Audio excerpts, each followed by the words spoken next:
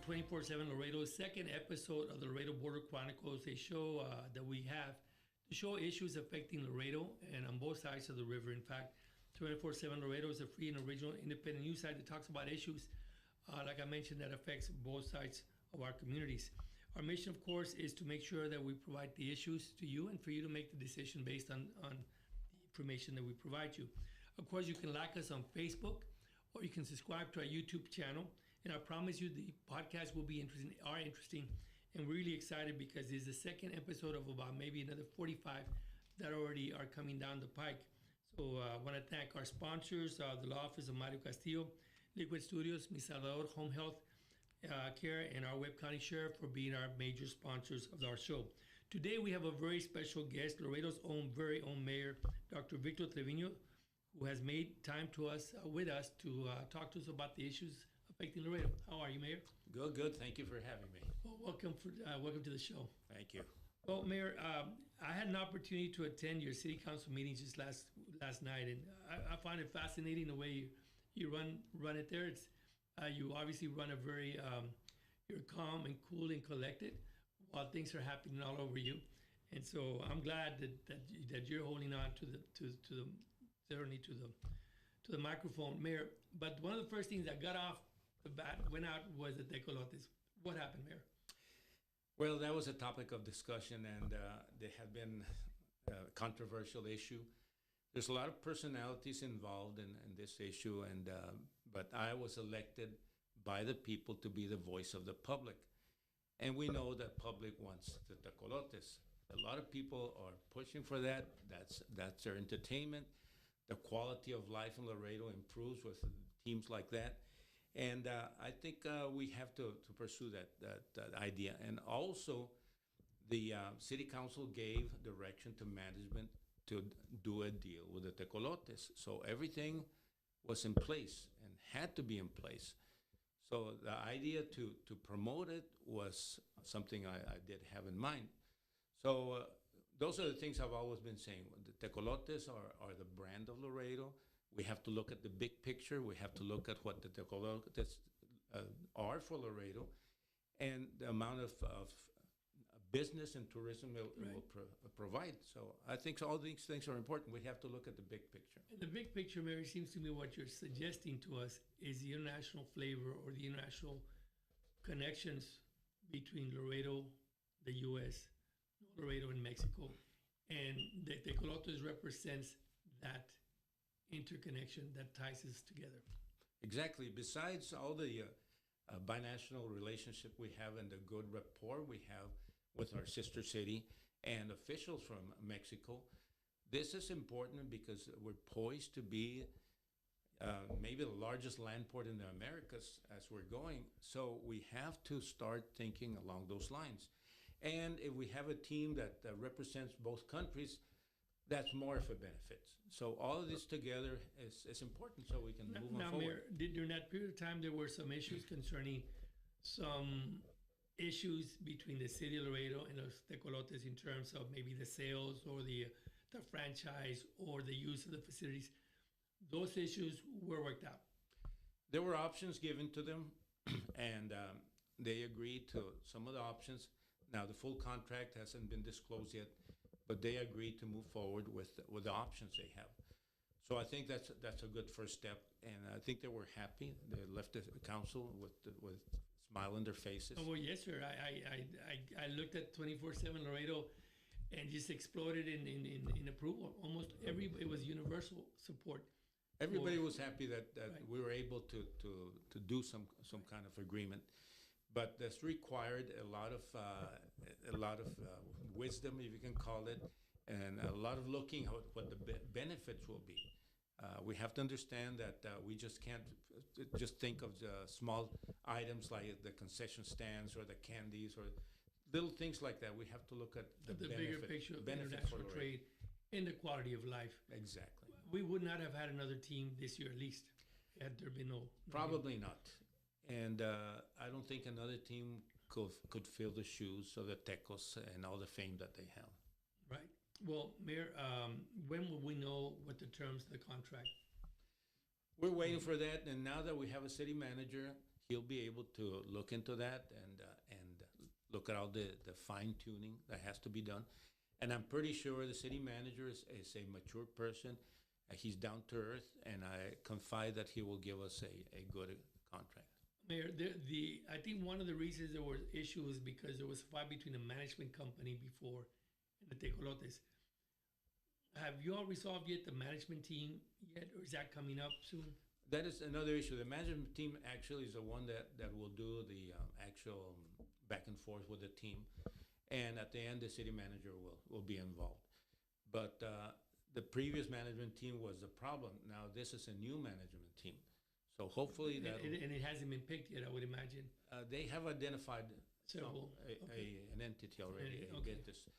So I'm pretty sure this is a professional agency that will probably do the things that are in the best interest of both. So they will be playing baseball this pretty much the next month, or spring, whenever spring starts. That is the plan.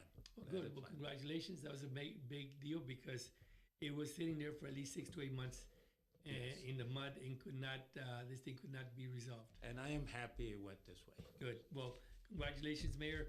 But there was another issue almost as a booking at the end of the night, pretty much the last major event or the last major item was the vote of City Council to vote itself as an investigator over the Laredo Police Department. Would you like to explain that or to the public how that sort of develops? Well, first of all, I need to express that I support the police department 100%. I know these people put their life out there day in, day out. We understand that there have been some issues, but we cannot sacrifice the good for the perfect. It's impossible to have perfection. But we have to look at all these as issues. And as it is, there's 2 agencies investigating, 3 actually, Texas Rangers, the Attorney General, and Internal Affairs of the Police Department. So for the council to actually go with a step forward and try to be an investigative entity, to me, and I put it out there, I question it, that was it necessary to do that because we had all these agencies already. That was my concern. But they opted to go with it, and I have concerns over that because city council is not a courtroom. No, it's not. In fact, under the rules, I mean, it may be a civil investigation, but they're not police officers, and I do not understand how this politically charged organization can oversee a department that's already been investigated. And actually, that's in the realm of the city manager. Yes. So exactly. that was my opinion, and it still is. Well, if you don't know, you can't say, you can tell me, but Mr. Claudio, the Chief Claudio Trevino was placed on administrative leave along with the original 4 police officers. Who handles their matters? Is it going to be the city manager or is it going to be city council? At the end of the day, how those issues are going to be resolved? That is in direct purview of the city manager.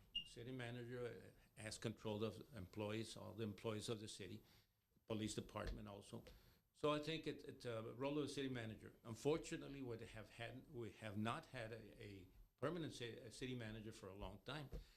So he just came into the Yes. tip of what's going on right now. I just saw him yesterday, and he was he seemed competent, definitely. But you all put him in the lion's den, it seems. You just threw him in there, and I had spoken to him that there were a lot of issues, and actually he said, well, I need to absorb everything first before I can speak.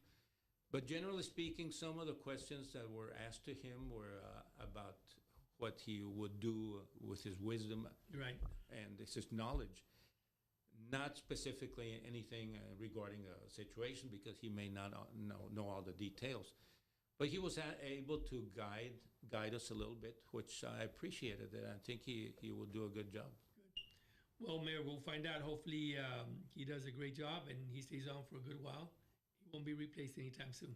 Hopefully not. No, Hopefully. We're going to take a short break and we'll be right back with Mayor Trevino.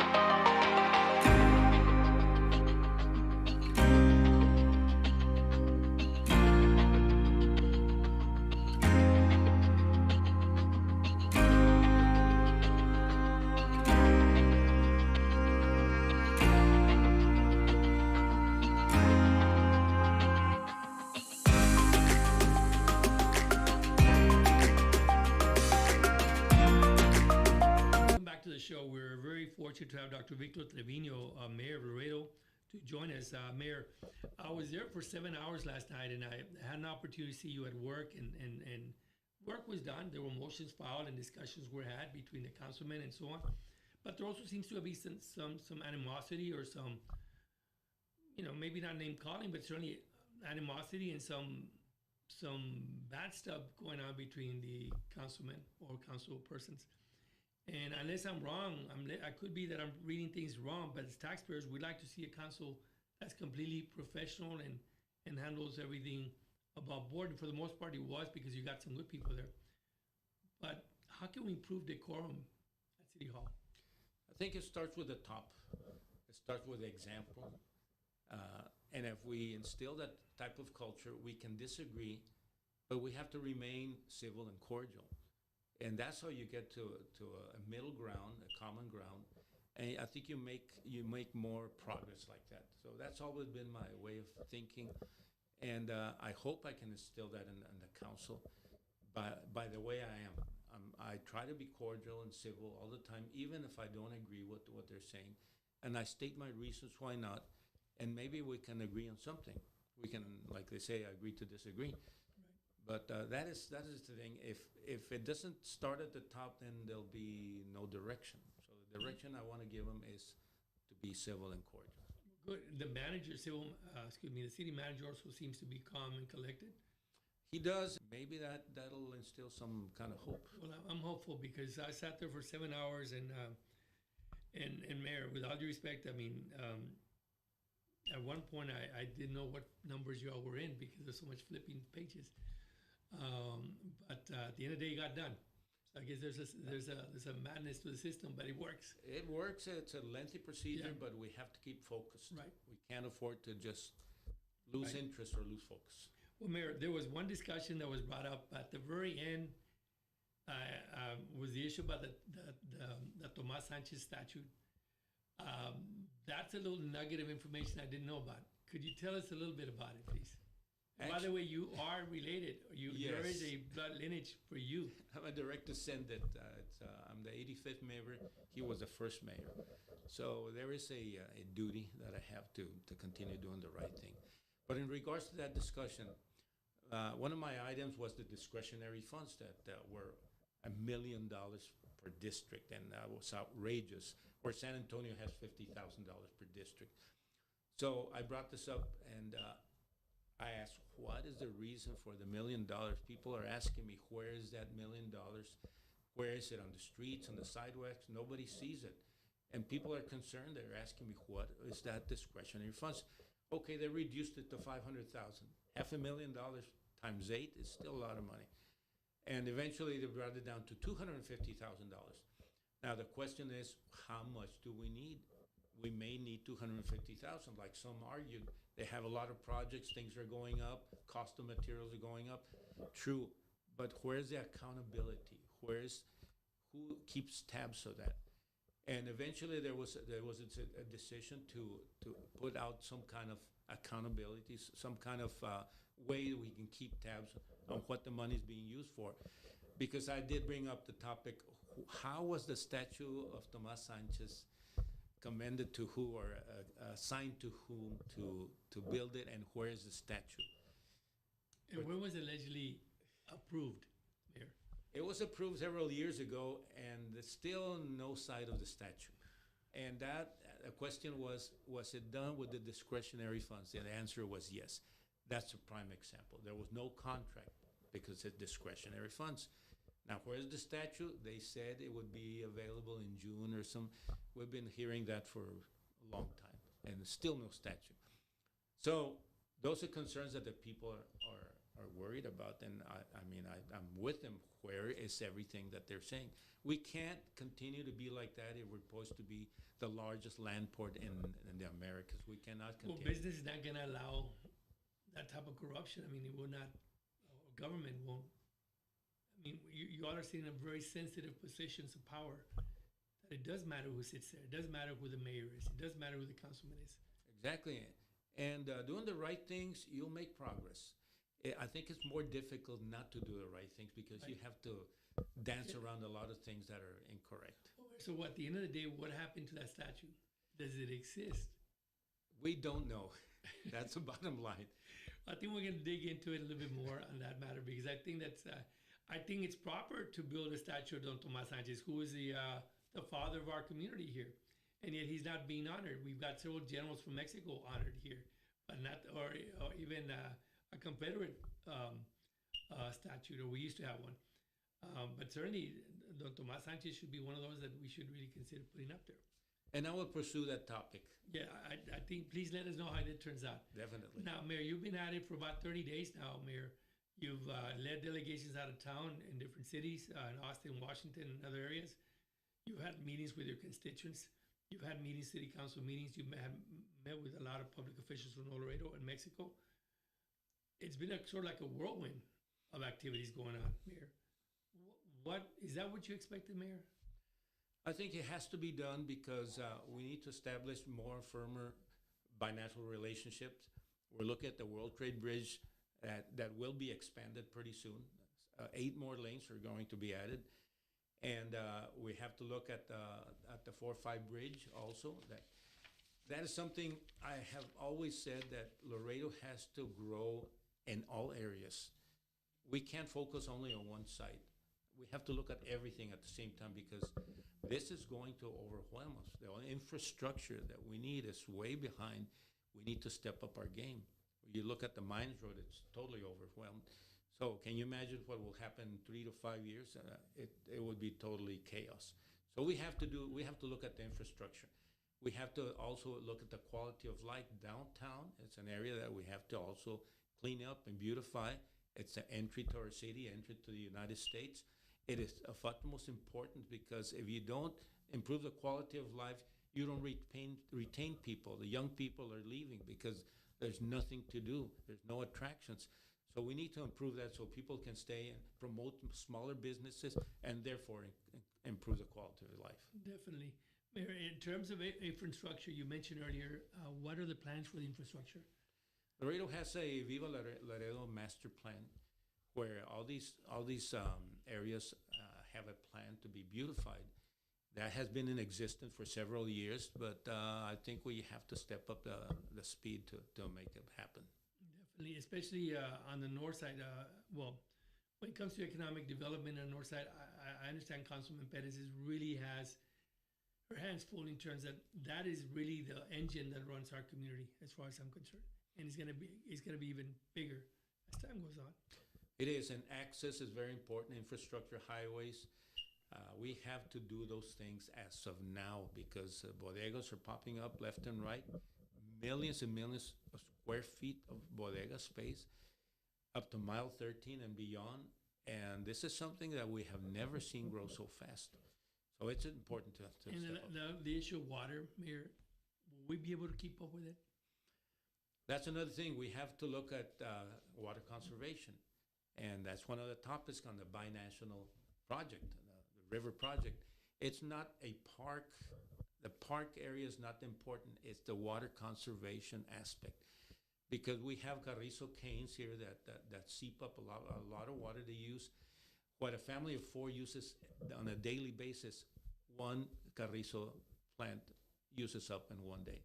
So if you have multiple Carrizos, can you imagine how much water is being On seeped both up? sides. On both sides. So we have to address that issue, eliminate the Carrizo plants, and make sure that these things are looked at. Mayor, I want to thank you for being here. There's a lot more to talk about, but we're going to bring them up at a later time. We appreciate you making it, and we look forward to watching you again. Keep working at the City Hall. We wish the very best for you. Thank you. Glad to do it. Thank you. And as for you, audience, I really appreciate you watching. Please like the like button on Facebook, and please press the subscribe button on YouTube so we can continue to show you podcasts like this. We are going to be on for the next 12 months or so. Feel free to join us at any time that you want. Normally, it's going to be on a Wednesday afternoon. Thank you for watching.